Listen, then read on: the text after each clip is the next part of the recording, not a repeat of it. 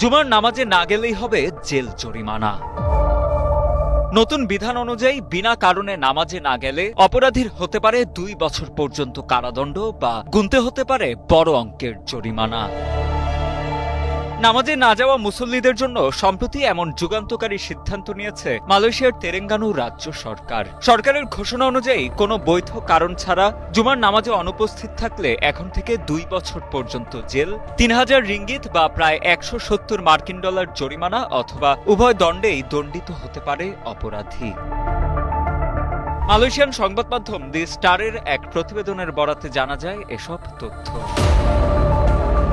আগে এই রাজ্যে যারা কেবল 3 বার টানা জুমার নামাজ বাদ দিতেন তাদের জন্যই ছিল শাস্তির বিধান। তবে এখন থেকে একবারের জন্য এই আইন ভঙ্গ করলেও কঠোর শাস্তির মুখে পড়তে হবে মুসল্লিদের। রাজ্য পরিষদের এক সদস্য গণমাধ্যমকে জানান, জুমার নামাজ মুসল্লিদের জীবনে শুধুমাত্র একটি ধর্মীয় প্রতীকী নয়, বরং আল্লাহর প্রতি আনুগত্য প্রকাশের একটি গুরুত্বপূর্ণ মাধ্যম। বারবার সতর্ক করার পরও কেউ যদি এই দায়িত্ব এড়িয়ে চলেন তখনই কেবল শাস্তি কার্যকর হবে। রাজনৈতিক বিশ্লেষকরা বলছেন, এই আইন কার্যকরের মধ্য দিয়ে কঠোর শরিয়া আইন বাস্তবায়নের লক্ষ্যে আরও এক ধাপ এগিয়েছে মালয়েশিয়ার ইসলামপন্থী রাজনৈতিক দল pan Malaysian Islamic party PAS। দেশটির 13টি অঙ্গরাজ্যের মধ্যে 4টি রাজ্যে PAS বর্তমানে ক্ষমতায় রয়েছে। এই দলটি বহু বছর ধরে অপরাধের বিপরীতে কঠোর শাস্তির বিধান প্রচলনের পক্ষে।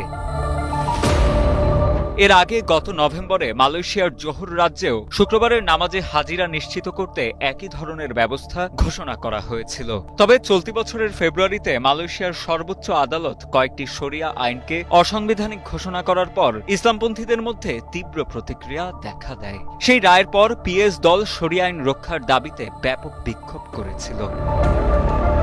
উল্লেখ্য, মালয়েশিয়া ছাড়াও পৃথিবীর আরও কিছু দেশে নামাজ না পড়ার জন্য শাস্তির বিধান রয়েছে।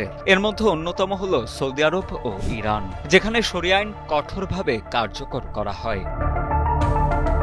সেখানে নামাজের সময় দোকানপাট বন্ধ রাখার নিয়ম রয়েছে এবং আইন ভঙ্গ করলে জরিমানা সহ বিভিন্ন শাস্তির মুখে পড়তে হয়।